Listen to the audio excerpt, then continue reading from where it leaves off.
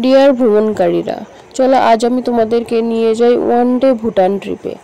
শিয়ালদা থেকে এমন একটি ট্রেন ধরবে যেটি তোমাদেরকে ভোর 5টার সময় এনজিপি নামিয়ে দেবে। কয়েক ঘন্টা স্টেশনে কাটানোর পরই তোমরা ভোর 5টার ট্রেনটা ধরে নেবে হাসিমারার উদ্দেশ্যে।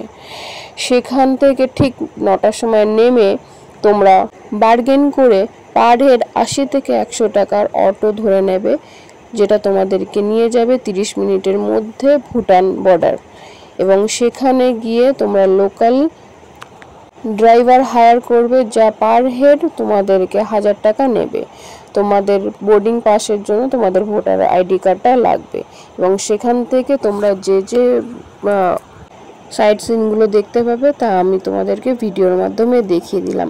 এই যে ব্রিজটা দেখতে পাচ্ছ, এই ঝুলন্ত ব্রিজটা দেখতে পাবে এবং একটা মনেস্ট্রি দেখতে পাবে এবং এই হাইয়েস্ট ভিউ পয়েন্টটা তোমরা দেখতে পাবে, যা ইন্ডিয়া এবং ভুটানের কে যুক্ত করছে।